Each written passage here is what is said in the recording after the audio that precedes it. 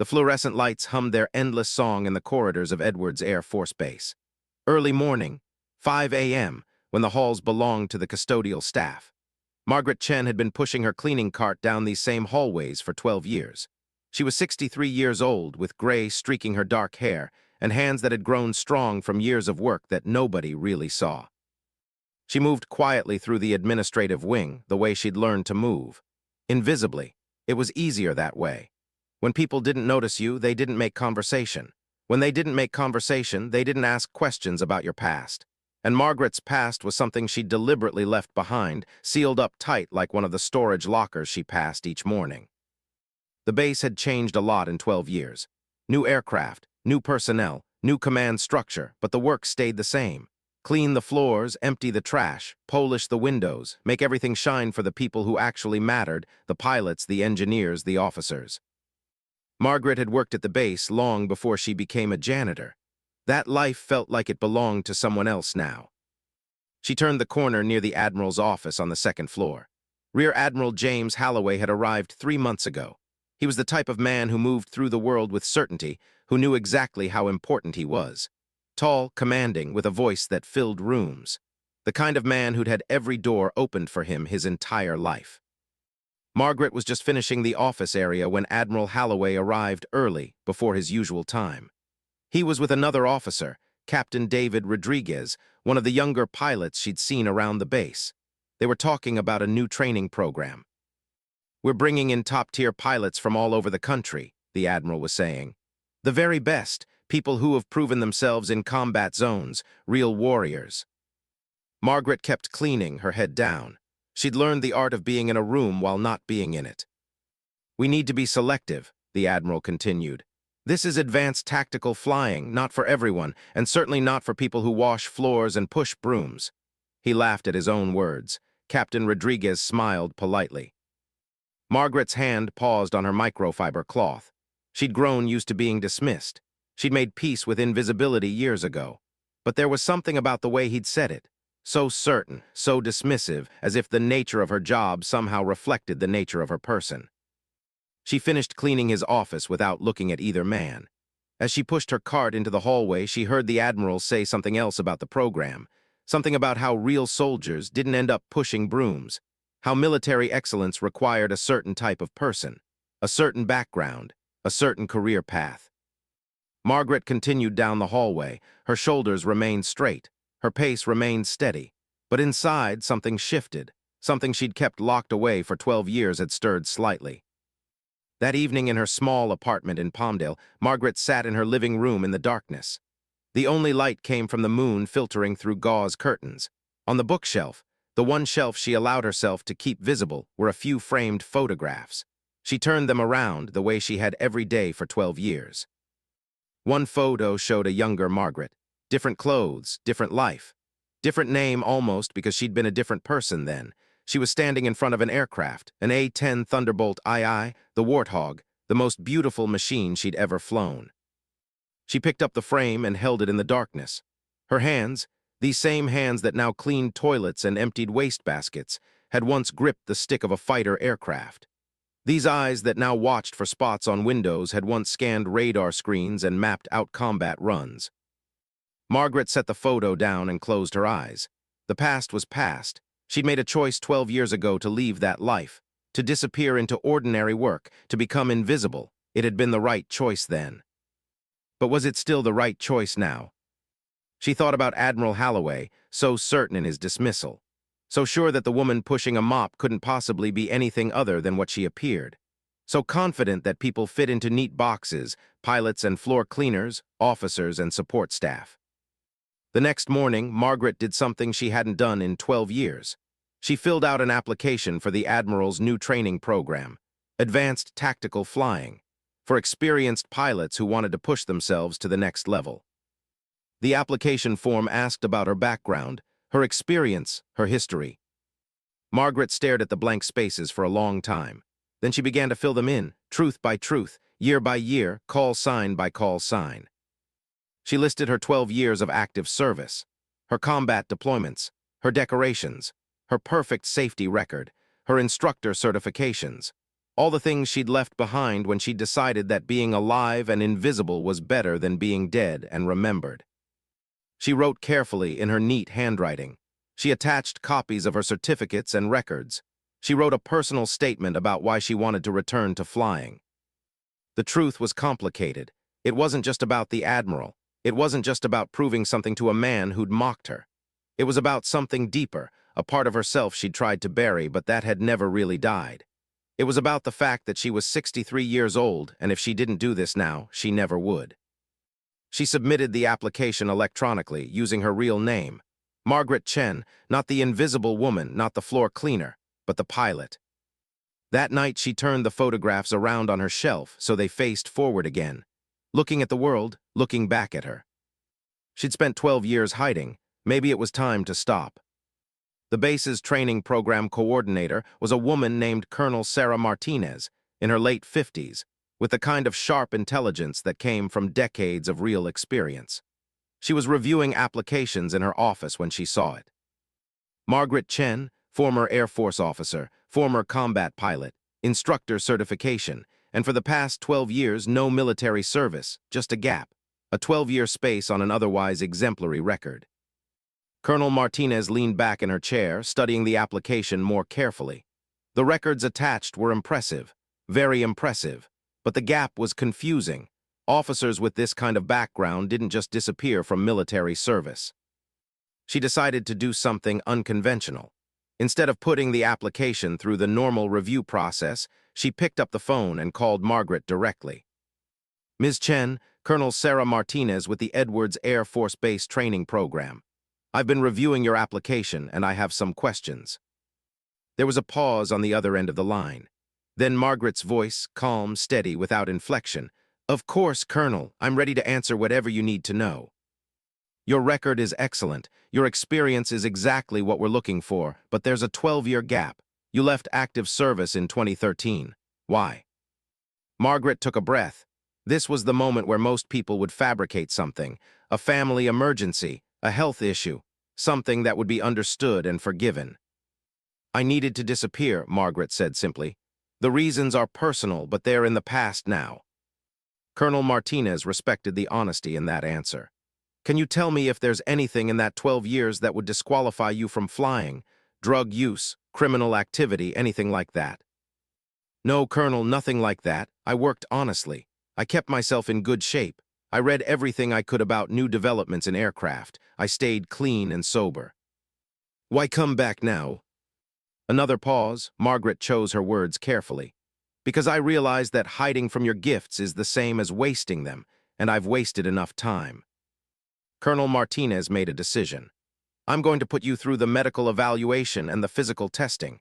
If you pass, and I think you will, you're in the program. Your application is between you and me until that happens. The Admiral makes final decisions about enrollment, but I'm not bringing him into this until we know you're physically ready. Thank you, Colonel. Don't thank me yet. These tests are brutal. They're designed for pilots half your age. Margaret smiled into the phone, though the Colonel couldn't see it. I'm counting on it. The medical evaluation came first. Margaret sat in the sterile office of Dr. James Patterson, the base flight surgeon, while he reviewed her health history. You haven't had a physical with the military in 12 years, he said, reading his screen. No, sir. Any surgeries, injuries, medications? No, sir, I've been careful. He had her go through a series of tests, blood work, vision screening, cardiac evaluation, hearing tests. He watched her move through them with focus and precision. No wasted motion, no hesitation. By the end of the afternoon, Dr. Patterson sat across from her, and for the first time, she saw something like surprise in his expression. Your physical condition is remarkable for 63. Your vision is better than people half your age. Your cardiovascular system is in excellent shape. Your hearing is sharp. How are you doing this? I swim, I run, I don't drink, I don't smoke, I sleep well. Well, you're cleared for flight operations. Congratulations. The physical testing came next. 5 days of grueling evaluation, G-force tolerance tests in the centrifuge, endurance runs, swimming challenges, weapon systems simulator, tactical problem-solving exercises, night vision training, emergency procedures. Margaret approached each test with the same discipline she'd brought to everything else in her life. She didn't compete against the other candidates, younger pilots in their 20s and 30s. She competed against herself, against the clock, against the doubt that crept in during the hardest moments. On the third day, during a G-force centrifuge run, one of the younger pilots, a cocky lieutenant named Jake Morrison, bragged that he was going to rack up the highest G-tolerance on record. When it came time for his run, he pushed hard, too hard. Halfway through, his body began to rebel. The centrifuge stopped, and they had to help him out, pale and shaking, while he fought not to be sick. Margaret waited for her turn. She strapped into the seat. They spun her up gradually, pushing her tolerance higher and higher. At 8 GS, the world became heavy and black. Her arms weighed 500 pounds each. Her head felt like it would split open. Every system in her body screamed. She held it for 30 seconds longer than the limit. Then she signaled them to slow down. When she unstrapped and stood up, she moved steadily out of the centrifuge. No shakiness, no weakness. She went to the observation window where Jake Morrison was still recovering. "You all right?" she asked quietly. He couldn't meet her eyes. She was an old janitor. She shouldn't have beaten him. He knew it was wrong that she had. Margaret didn't say anything else. She just walked past him. By the end of the 5-day evaluation, the results were clear. Margaret Chen had scored in the top 5%, not because of her age, despite it, because she was remarkably, undeniably gifted. Colonel Martinez reviewed the final scores in her office, then scheduled a meeting with the Admiral. Admiral Holloway sat across from her, a little confused. "There's someone you need to consider for the program," she said. "The scores are exceptional." She handed him the file. He opened it and read the name. His face changed immediately, first confusion, then something that looked like anger. "Margaret Chen, our janitor," he said coldly. "Former Captain Margaret Chen," the colonel corrected, "who flew A-10s for 12 years, who has a perfect safety record, whose medical and physical evaluations are remarkable, whose simulator scores place her in the top tier of candidates. This is ridiculous. There's no way I'm putting a floor cleaner in a fighter aircraft. With respect, sir, what she does in her off hours is irrelevant to her qualifications. She's earned her spot in this program."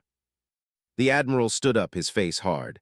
"I don't care about qualifications. Image matters. I will not have our flight program mocked because I put a janitor in a cockpit. Find someone else, someone more appropriate." Colonel Martinez also stood. "Sir, if you exclude her based on her current job, that's discrimination. It's illegal, and I will be forced to file a formal complaint with her right to appeal to the Inspector General." The Admiral's jaw tightened. He'd underestimated the colonel. He could see that now. "One chance," he said coldly. "She gets one flight in the simulator. If she's as good as you say, fine. But if she makes even one mistake, she's out. No appeals, no second chances." Colonel Martinez nodded. "That's fair." That night she called Margaret. "You've been approved for the first phase of training. There's a flight scheduled in 3 days. I wanted to give you time to prepare." Margaret felt something shift in her chest, something she'd thought had died 12 years ago.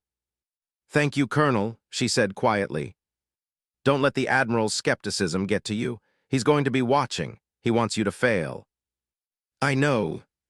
Are you ready for that?" Margaret looked at the photographs on her shelf. The younger woman in front of the A-10, the woman with fire in her eyes. "I've been ready," she said. "For 12 years I've been ready." The morning of the simulator flight was cold and clear. Margaret arrived at the Flight Operations Center at 6 a.m., 2 hours before her scheduled time. She needed to walk the grounds, to be alone with the machines for a while. She made her way to the hangar where they kept some of the training aircraft. The A-10s, the Warthogs. She dreamed about these machines for 12 years while pushing a mop, but seeing them in person still hit her like a fist to the chest. She ran her hand along the fuselage of one of them, feeling the familiar contours. The armor, the strength. This aircraft was built to survive, to protect, to fight hard in impossible situations. "Beautiful, isn't it?" Margaret turned. Captain David Rodriguez stood behind her, the same officer who'd been in the Admiral's office the day this had all started. "Yes, sir," Margaret said. "I heard about your background," Rodriguez said. "I looked up some of your old records, the ones that are public anyway. You have a reputation. People remember you." "That was a long time ago. Good pilots are never really forgotten." My father was a mechanic on the base when you were flying. He remembered you. He said you were fearless, that you flew like you had nothing to lose. Margaret didn't know how to respond to that. She'd never thought of herself as fearless. She'd been terrified most of the time. Terrified of the power she held. Terrified of making the wrong choice. Terrified, finally, that she'd become so lost in that power that she'd never find her way back to being human. "Your flight today," Rodriguez said. "The Admiral's going to be in the observation room. He wants this to fail. He's been making calls, trying to get the program changed so civilians can't apply. He's been in a foul mood ever since Colonel Martinez told him about you." "I understand." "He's also going to throw everything he can at you. The scenario will be difficult, the most challenging one we have." Margaret nodded. She appreciated the warning, but she already knew what was coming. She'd known the moment Colonel Martinez called her with the test schedule. "Thank you for telling me," she said. At 8 a.m., Margaret stood in the pre-flight room, suited up, her helmet under her arm. The simulator technician, a young sergeant named Williams, went through the procedures with her. "Welcome back to flight operations, Captain," he said, and Margaret heard the respect in his voice. The simulator was in a separate building, a full cockpit setup with motion controls and high-definition screens that could recreate any flying scenario. Margaret climbed into the seat and began the familiar ritual. Harness check, instrument check, systems check, everything exactly where it should be, exactly where it had been in her muscle memory for 12 years. She put on her headset and confirmed connection with the control room. "Flight is ready," she said. "Initiating scenario," the control voice said. It was Colonel Martinez. The screens lit up. The motion platform beneath her began to move. She was in the air over a hostile territory, a mountain pass with anti-aircraft fire and enemy aircraft. The scenario was complex and fast-moving. She had to navigate terrain, avoid missiles, and engage targets while managing fuel and weapon systems. Margaret dove into the work. Her hands moved with the confidence of muscle memory reawakened. She banked hard left, pulling GS that pushed her into the seat. She identified targets on the heads-up display and locked in, firing missiles that registered as successful hits. The scenario escalated. More enemies, worse weather, engine damage simulated. She had to decide whether to continue the mission or abort. She chose to continue, flying on one engine, limping through the canyon, still fighting. Behind her screens in the observation room, Admiral Holloway watched with narrowing eyes. He'd expected competence, maybe even good competence. What he was seeing was excellence, instinctive, flawless excellence. Margaret brought the aircraft back to base on the damaged engine, landed cleanly despite the handicap, and set it down like she'd been flying this morning's coffee break, instead of just flying the most challenging scenario the program had to offer. The simulator powered down. Margaret sat in the quiet cockpit for a moment, breathing hard, feeling the adrenaline still burning through her system. She unstrapped and climbed out. Colonel Martinez was waiting for her in the hallway. She was smiling. "Perfect flight," the colonel said. "Every measure you executed exactly as you should have." "Thank you, Colonel." The Admiral saw it all. He watched the whole thing. Margaret nodded. She knew what that meant. The Admiral would have to accept her now. The data didn't lie. The performance was undeniable. But accepting her academically and accepting her personally were two different things. Later that afternoon, Margaret was called to the Admiral's office. She climbed the stairs she'd climbed hundreds of times as a janitor, but this time she was walking as a pilot, as a candidate, as a soldier again. Admiral Holloway sat behind his desk, his expression unreadable. "Your flight was adequate," he said coldly. "Thank you, sir. You're technically qualified. You'll be enrolled in the program." He paused. "But understand something, Ms. Chen. I'm watching you, every flight, every decision. You'll be held to a higher standard than the other candidates because you shouldn't be here. You'll have to prove yourself over and over again." "I understand, sir. And I want you to understand something else. In the military, there's a hierarchy, an order of things, officers and enlisted, pilots and support staff. It's not meant to insult people in the lower categories. It's just how things work. Some people lead, some people follow, some people support. That's not about judgment. It's about the way the world is organized." Margaret met his eyes. She could see the fear in them now, the fear of a man who'd built his entire worldview on certainty about the way things should be, and had just watched that certainty shatter in a flight simulator. Sir, she said quietly, with respect, I've learned that the way the world is organized and the way it should be are often two very different things. Sometimes the best leaders have stood in every position, including the ones society told them they weren't good enough for. She could see something flicker in his expression. Anger, but also something else, the smallest crack in his certainty. You're dismissed, he said. Margaret left his office. As she walked down the hallway, she passed the supply closet where she used to store her cleaning equipment. In 2 weeks, she would stop being a janitor. In 2 weeks, this hallway would know her as a pilot again.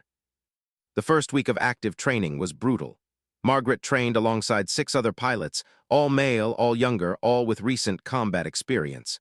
They ran operations daily, both in simulators and in the air. The Admiral made good on his promise to hold her to a higher standard. When she made a minor tactical error on a bombing run, he called her out in the debrief in front of all the other pilots. When her fuel efficiency was 0.5 percentage point below optimal on a navigation exercise, he questioned whether age was affecting her decision-making. When she banked at a slightly wider radius than another pilot on a dog-fighting maneuver, he suggested her reflexes might not be sharp enough anymore. The other pilots watched this treatment and grew uncomfortable. It was clear to all of them that the Admiral was trying to intimidate her, trying to prove something. But Margaret simply listened, took notes, and flew better the next time. By the second week, the dynamic had shifted slightly.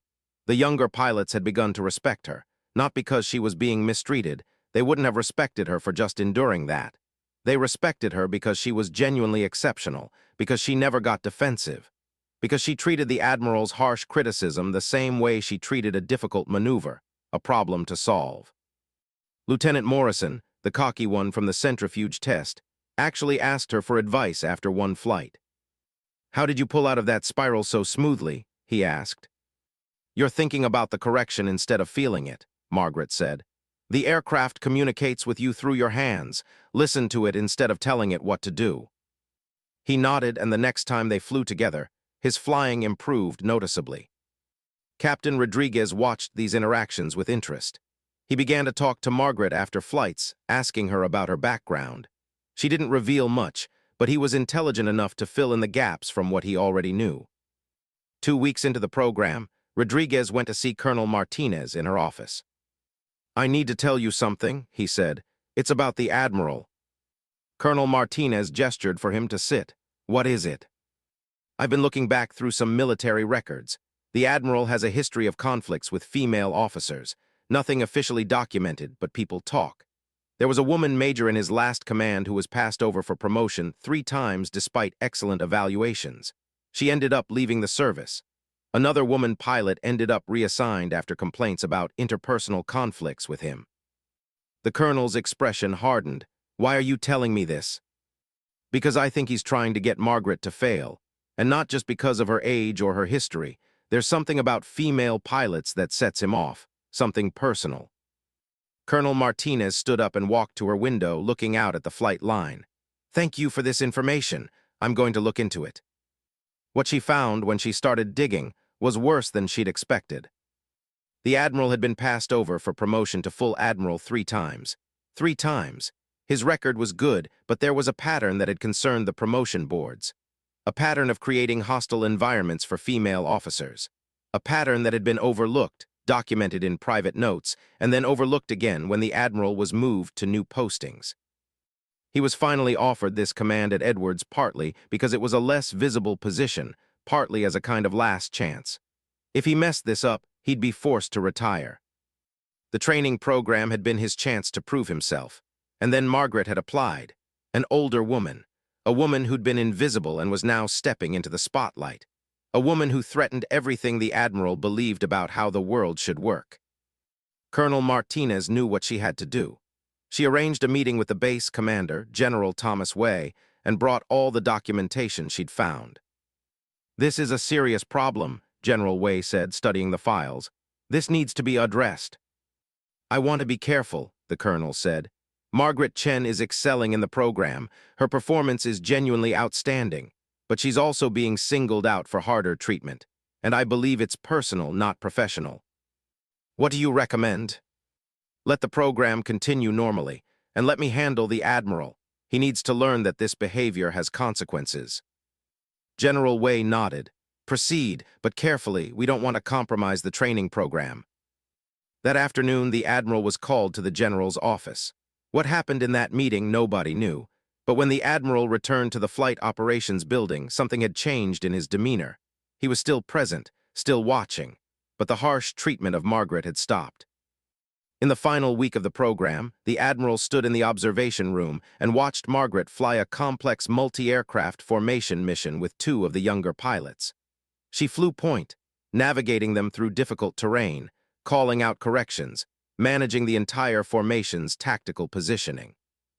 When they landed, the Admiral was still there. He signed off on her completion of the program without comment, but as she was leaving the building, he spoke to her. "You did well," he said, not warmly, not with full acceptance, but genuinely. "You proved yourself." Margaret nodded respectfully. "Thank you, sir." "Why did you leave the military?" he asked suddenly. It wasn't a casual question. Margaret considered whether to lie, but she'd spent 12 years already hiding. "Because I was losing myself," she said. "The power, the rank, the importance, it was consuming the person underneath. I had to step away to remember who I was when nobody was watching, to remember why I wanted to fly in the first place." The Admiral looked at her for a long moment, and in his eyes she saw something unexpected, not agreement, but understanding, the beginning of it anyway. "I think," he said carefully, "I might have spent so much time believing the world had to be a certain way that I've forgotten how it could be." Margaret didn't respond. Some truths didn't need words. The Admiral walked away, and Margaret realized that she'd won something bigger than a place in the training program. She'd won something that might actually matter in the long run, a crack in the certainty of a man who'd had real power, the smallest beginning of change. 6 months after completing the training program, Margaret was offered a position as an instructor pilot. The base commander wanted her to lead a new advanced tactics division. It was a promotion that came with a full return to active military service and a rank of captain. The day Margaret accepted the position, she went home and finally threw away the cleaning supplies. Not the broom and mop, those went to donation. But the habit, the invisibility, the disguise she'd worn for 12 years. She was 63 years old, and it felt like she was starting her life for the second time. The news of her promotion made its way around the base quietly at first, then with gathering momentum. A janitor, a floor cleaner, promoted to captain, to an instructor position, to a place of real authority and responsibility. The old story that Admiral Holloway had tried so hard to prevent became a story that couldn't be stopped. News outlets picked it up. Local papers ran features. National news channels started calling the base for interviews. From floor to the sky, one headline read, "Age is no barrier for remarkable pilot," said another. Admiral Holloway watched this unfold with a mixture of resignation and something that might have been grudging respect. He tried to prevent something he didn't understand. He tried to maintain a world that operated the way he believed it should. And he'd been wrong. Not in every way, not catastrophically, but wrong enough to matter. 3 months into her new position, Margaret was flying a routine training mission with 2 of her students when she spotted something in the distance. A small aircraft in distress. An older Cessna, smoking, losing altitude. Without hesitation, she called the situation in and changed course, leaving her students to continue their training while she moved to intercept. The Cessna's pilot was an older man, 70-something, flying his grandchildren to a family reunion. His engine had caught fire. He was trying to reach a small airfield 10 miles away, but he wasn't going to make it. Margaret came alongside him, using her radio to guide him. "You're going to set down in the field below," she said calmly. "I'm going to be right with you. You're not alone." "I can't make it," the old man's voice cracked. "Yes, you can. You're going to glide down easy. I'm right here. Follow my descent." She moved her aircraft to his side, keeping pace as he lowered the Cessna's nose. She talked him through every second, every adjustment, every moment of the descent. The Cessna touched down hard in an empty field, bounced, struck a fence post, but stayed upright. The pilot managed to stop it, and moments later, emergency vehicles arrived. The old man and his 3 grandchildren, ages 8, 10, and 12, were safe. The story exploded across every news outlet. Fighter pilot saves family of 4 in dramatic mid-air rescue. Former janitor executes perfect rescue. Edwards base pilot hailed as hero. Admiral Holloway, watching the news coverage in his office, realized that he was watching the redemption of his own worst instincts. Margaret Chen had become famous not because she was a woman who'd worked as a janitor, but because she was an exceptionally skilled pilot who'd had the courage to step back into that role when it mattered most. That evening, the Admiral made an unusual request. He asked to speak with Margaret in his office. She arrived, uncertain of what this meant. "I owe you an apology," Admiral Holloway said without preamble. Margaret was quiet. "I treated you poorly because you challenged my understanding of how military service works, how hierarchy works, how the world is ordered." He paused, choosing his words carefully. "I believed, strongly believed, that the system works the way it works because that's how it should work. I didn't consider that perhaps the system was limiting people who had tremendous value to offer." "Sir, let me finish. In 6 months, I'm retiring, 32 years of service. And in those 32 years, I've built walls. I've believed in separations, in categories, in the idea that there's a right way and a wrong way, and the wrong way should be corrected. But watching you these past months, I realized something. You weren't wrong. You weren't in the wrong category. I was wrong about what categories even mean." Margaret sat down, not because he asked her to, but because she needed to. "I'm recommending," he continued, "that you be considered for the next command track promotion. Colonel Track, real authority, real influence. The chance to build something that's not based on the same limitations that built my world." "Why are you telling me this?" Margaret asked quietly. "Because people who have been underestimated have a clearer view of what's possible than people who have never doubted themselves. And this military needs that vision more than it needs my certainty." When Margaret left his office that day, something inside her, something that had been tight and wound and defensive, finally released. She didn't forgive Admiral Holloway completely. Forgiveness would take longer, and honesty required acknowledgement that she'd been genuinely hurt by his words and actions. But she understood him now. And in that understanding was the possibility of change. Change in him, change in the system, change in the way the world organized itself. 6 months later, at her retirement ceremony, Admiral Holloway presented Margaret with her formal commendation. His speech was careful, measured, and genuine. "Captain Margaret Chen represents something that we in military service sometimes forget," he said. "Excellence doesn't announce itself. It doesn't require you to notice it. It works quietly, in hallways you might not see until the moment when it's called upon. And then the world recognizes what it's always been there." He extended his hand, and Margaret shook it. In that moment, neither of them was thinking about floors that had been cleaned or aircraft that had been flown. They were thinking about the space between what the world tells you is possible and what you discover you're actually capable of. 1 year later, now Colonel Margaret Chen, Margaret stood on the flight line before her first command training mission as a flight leader. 32 pilots under her direction, male and female, young and old, from every background imaginable. She thought about the janitor she'd been, about the invisibility she'd wrapped around herself, about the 12 years she'd spent convincing herself that her past had to stay buried. She looked up at the clear blue sky above Edwards Air Force Base, the same sky she'd flown through as a young pilot, the same sky she'd walked under with a mop and bucket, the same endless sky that didn't care about rank or age or the job you did when nobody was watching.